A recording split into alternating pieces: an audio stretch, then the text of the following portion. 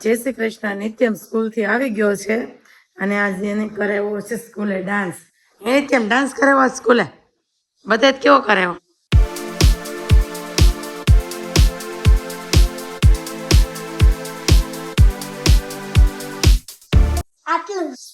લાલપરી નું કરાવ્યું. હવે ખબર નહીં ડાન્સ કેમ કરાવ્યો એમ, પણ તને કોઈ સર કરાવ્યા હતા કેમ જ કરાવ્યો તમને લોકોને? આ જો બહાર સરે કરાવ્યો અને અંદર છે ને મેમે. કયા ડાન્સના સર હતા કે અલગ સર હતા? ડાન્સના સર હતા. તો ભાઈ હવે એવું લાગે છે નિત્યની સ્કૂલમાં એન્યુઅલ ફંક્શનની તૈયારી ચાલુ થઈ હોય ને એવું, કેમ કે ડાન્સના સર આવ્યા હતા અને ડાન્સ કરાવ્યો છે એવું કહીશ ભાઈ. એન્યુઅલ ફંક્શન, કદાચ એન્યુઅલ ફંક્શન જ હશે તો જ ડાન્સ કરાવે ને. એન્યુઅલ ફંક્શન ની પહેલા એવું કરવાનું, ડાન્સ કરાવે પછી એન્યુઅલ ફંક્શનમાં ડાન્સ કરવાનો હોય તમારે. કોણ? મમ્મીને ને તાર તો મને નથી આવડતું. હા તો ભાઈ તું આ જાને ને પતંગ ચગાવવા લઈને મારો છોકરો કાલનો પાછળ લબડેશ. પતંગ ચગાવો પતંગ ચગાવો, આજ તો ચગાવી દે ને પતંગ. રામી તું નહીં કરતો કેના બાંધ દેશે એ અભિષેક મામા? આ તો બાંધેલી બાંધેલી જ છે તો કઈ વાંધો. હાલ અભિષેક ફટાફટ નાઈ લે ને એને જવું જ પતંગ ચગાવવા. કાંઈ સવારે ઉઠો ને ત્યારનો કહેતો હતો. ઈ પછી અમારે નિત્યમને નો મજા આવે ભાઈ, ત્યાંથી નો ચગાવે. આ તમે પાછા મામા ભાણિયાનો પાછું બહુ વધારે થઈ જાય. ઊંઠ લાગતો થોડુંક. તારે બેઠા બેઠા સગાવાઈ જાય નિત્યમ. હે પપ્પા આખું કાચનું છે, જરાક ધ્યાન રાખો, જરાક ધ્યાન રાખો. આ કાચનું છે, કાચ નથી, પ્લાસ્ટિક. જેટલા તમે માવા ખાવશો ને એટલું ફોનમાં ધ્યાન રાખો. ફોનમાં તો પડી ગયો તો તૂટી ગયો. અહીંથી કે ફોન નથી તૂટ્યો, કવર તૂટ્યું છે ખાલી થોડુંક એવું છે ને. જરાક ધ્યાન રાખો. કાચનો નથી, પ્લાસ્ટિકનું છે. મામા ભાણ્યો જઈશ પતંગ ચગાવવા. અભિષેકને ઉઠાડીને કર્યો તૈયાર અને લઈ જઈશ પતંગ ચગાવવા ઉપર. જો આય પકડો એલા. લાય તું મારી ચંપલ લઈ, એમ ભાઈ લઈ મારી ચંપલ લઈ લાવજે. જઈશી પતંગ ચગાવવા અમે. કાં અભિષેક? જો અભિષેક થઈ ગયો તૈયાર. કોને ફિરકી પકડવાની છે? બેમાંથી એકને. હું ફિરકી ફિરકી નહીં પકડું, મને પતંગ જ ન ગમે. જાણે પોતે કેમ ચગાવીને ઊંચો થઈ જવાનો હોય. કોને પકડવાની? બાપે લઈ દેતા ફૂદા સગવાના નથી. કેતો તો હારા પતંગ લે, તેથી કે મને લાલ કલર ગમે, સગાવજે હવે. આવી ગયો પાછોમાં. એક પકડે યા. ફાઇનલી પહોંચી ગયા છે અગાસી ઉપર, ધાબા ઉપર. કોઈ અગાસી કહેતું હોય, કોઈ ધાબો કહેતું હોય. અમે બે કે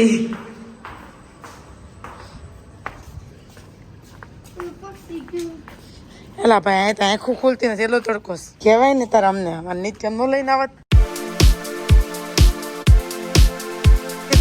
સાંભળવું છે નદી કિનારે રહેવળ. હું અભિષેક ગાતો કયું ગીત? પતંગ ચગાવે આવ્યો પવનનો ઝોકો. સેમ અમે ચગાવીશ નદી કિનારે પતંગ. જો અમે તાપી મૈયા મસ્ત દેખાય છે. અને હા તાપી માતા કહેવાય. શું છે અભિષેક, દોરો વાગ્યો? તડકો એટલો છે ને. અભિષેક ચશ્મા લઈને આવ્યો પાછો, કેતો નથી કે ચશ્મા લઈ લેજે. મારા પાસે હતા હો અભિષેક ચશ્મા. આંખું ખુલતી નથી, એટલો તડકો છે. મારી ખુલે છે. તારી ખુલે તો છાંયો ઉભો છો ને એટલે ખુલે. જો કેવું મસ્ત છે. અને પતંગ ચગી ગઈ જો. દોરી પાકી નથી, દોરી કાચી છે. સારું જ કોઈ ચગાવતો નથી એટલે અભિષેક પાણી ભાઈ ઉપર ચડી ગયા હો પતંગ ચગાવવા. પકડી રાખ આમ, ફીટ ફીટ પકડી રાખ. હા ફીટ, હા બસ જો આમ સગાય. ફાઇનલી હવે નિત્યમે પતંગ ચગાવવા મળ્યો. સ્ટીલ જવા દે જો, જવા દે ને. જવા દે ને, બીસ હોવું કામ. ઉસો કરતો. પતંગ ક્યાં છેક છે તમને દેખાતી હોય તો ચોરી પતંગ અમારી. તમે પતંગના જુગાર સવાવો. જવા દે.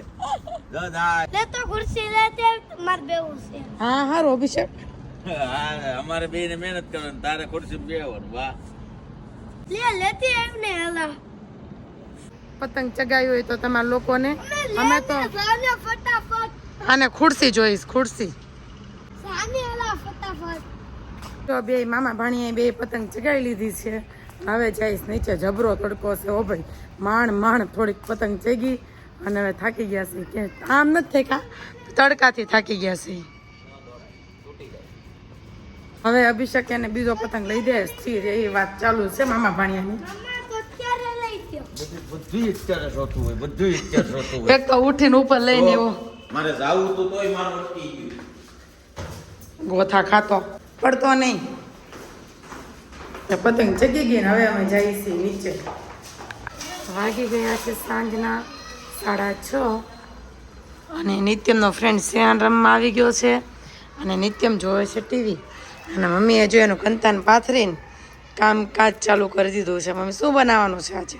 મોળાની પાનની ભાજી, બીજું ગ્રીન કલરની ચટણી, જો લસણ લાવ્યા છે ઈ, પછી ધાણા સરસ હતા, ધાણા લાવ્યા છે ઈ, જો પછી બનાવવાની છે ચટણી, ફુદીનો લાવ્યા છે ઈ. આવીને છોકરાને ખાવું, છોકરાને બનાવી દઈએ, છોકરાને મજા પડી જાય.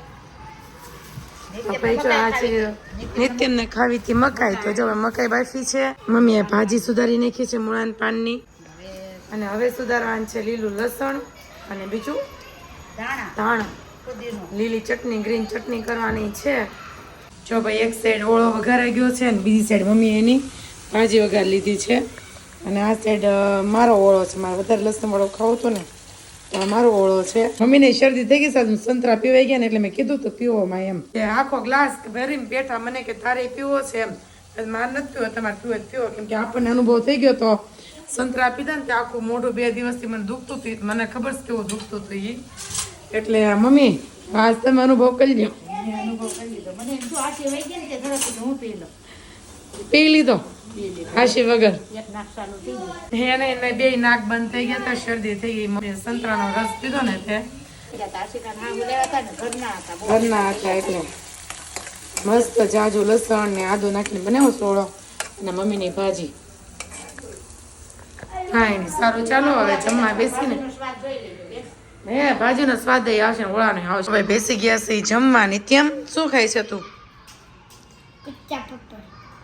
નિત્યમ ખાઈશ કચ્ચા પાપડ, હું ખાઉં છું ઓળો રોટલો અને જો ગ્રીન ચટણી બનાવીશ. નવું તમે રોજ શાક બનાવી રાખો. શિયાળો હોય ને તે નવું નવું બધું ખાઈ લે, પણ ઉનાળે તો ખાવાનું જ હોય તપેલું. હું ન ખાવ નવું શાક. તારે જેનું શાક ખાવું તો બોલ. તે કીધું તો મને બા મને શાક બનાવી દે, તો ચોથું શાક બનાવી નાખો. ગુડ નાઇટ, જય શ્રી કૃષ્ણ. મળીએ કાલના બ્લોગમાં. Bye bye.